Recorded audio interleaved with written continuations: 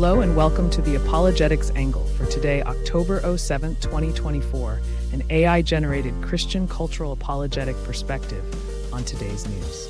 This podcast is based directly on the writings of the Christian cultural apologists discussed, but like all AI, it can make mistakes.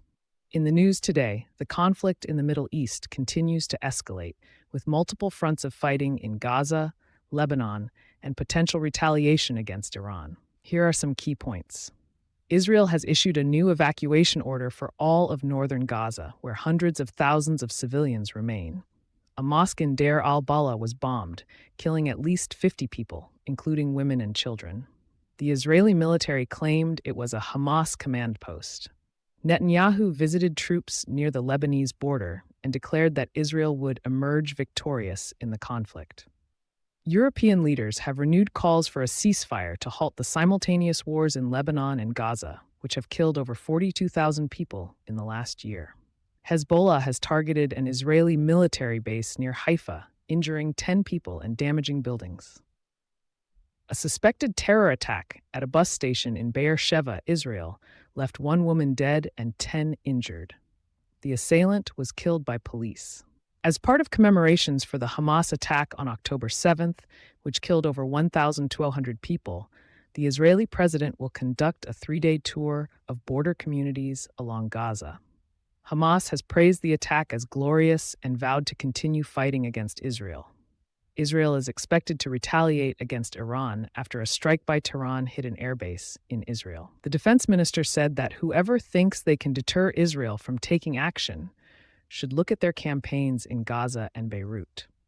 The situation remains highly volatile, with multiple conflicts ongoing and the potential for further escalation. Commentary inspired by the writings of Augustine. As the conflict in the Middle East continues to escalate, leaving a trail of devastation and death in its wake, it is tempting to view this crisis as a uniquely modern phenomenon. Yet, as I reflect on the news story unfolding before us, I am struck by the eerie familiarity of it all. The endless cycle of violence, the justification of bloodshed in the name of faith and nationhood, these are themes that have haunted human history for centuries.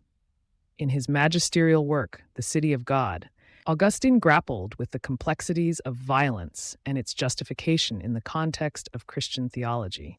His musings on this subject offer a strikingly relevant lens through which to view the current crisis. For Augustine, the very notion of just war is rooted in a profound ambivalence, a recognition that while violence may be necessary in certain circumstances, it can never be fully justified.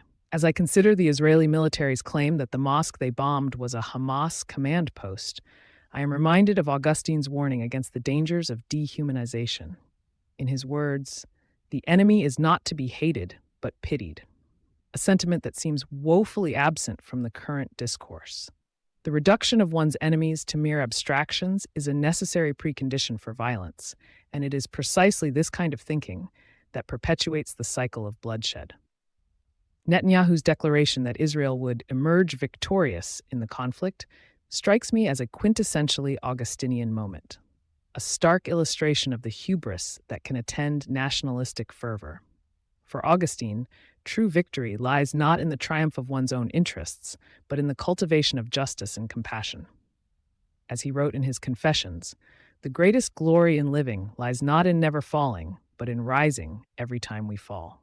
The simultaneous wars in Lebanon and Gaza, which have killed over 42,000 people in the last year, are a grim reminder of the human cost of this conflict. European leaders' calls for a ceasefire may seem like a distant echo of Augustine's own pleas for peace in his time, but they are no less urgent for that. As he wrote in The City of God, peace is not the absence of war, but the presence of justice. And yet, even as we yearn for an end to this violence, we must confront the abyssal complexity of the situation. The Israeli defense minister's vow to retaliate against Iran, coupled with Hamas's praise for the October 7th attack as glorious, suggests that we are trapped in a seemingly endless cycle of retribution and counter-retribution. In this context, Augustine's thoughts on the nature of humanity and the fallen state take on a particular poignancy.